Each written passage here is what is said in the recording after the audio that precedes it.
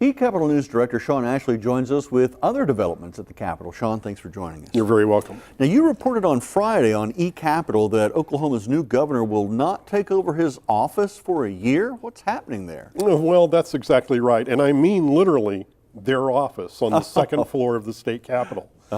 In order to renovate that office, the Capitol Restoration Project is going to take it over on January 14th when outgoing Governor Mary Fallin moves out and before the newly elected governor can move in.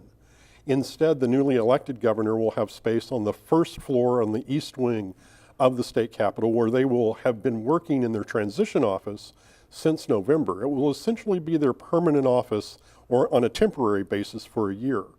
They'll have what was once part of the Office of Management and Enterprise Services office space on the south side of the hallway, and on the north side, what is currently the State Auditor and Inspector's office will also be the governor's office during 2019.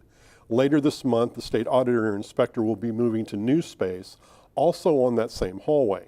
So we have a lot of shuffling going on.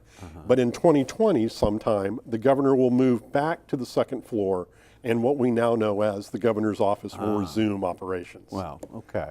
Now, the Advisory Council on Workers' Compensation is studying the impact medical cannabis may have on workers' compensation law. What kind of issues do they expect to come up?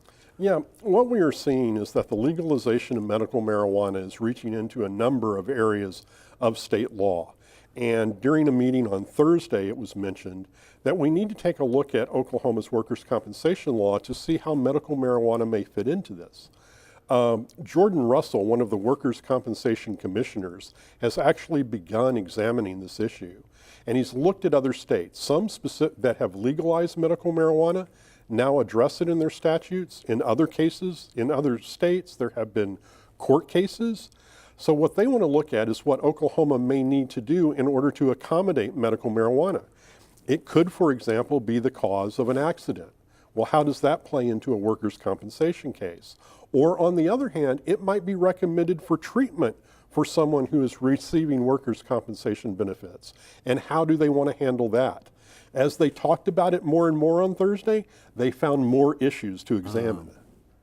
And now, the new school year has begun, which means that administrators are busy with a lot of state paperwork. What's all that about? Yeah, anyone who's a parent can remember filling out all the forms and applications and all that they had to do for their students at the beginning of the year. Much of that information pours into the State Department of Education and is used to determine state funding and federal funding for a lot of programs. Week after week and month after month in these early parts of the school year, there's a lot of that data to be collected, and that is happening right now. There's also an issue with an executive order from the governor to the State Department of Education. What's that about? Yes, back in November of 2017, Governor Mary Fallin issued an executive order telling the State Board of Education to collect data on all the school districts, and those that were not directing 60% or more of their funding into the classroom would need to look at administrative consolidation or annexation. The General Counsel for the State Department of Education has reviewed that executive order and found a number of problems with it. That report was due to the governor's office by September 1st. It was not supplied, and now we need to wait and see what the governor's office plans to do about this situation. eCapitol News Director Sean Ashley, thanks for joining us. You're very welcome.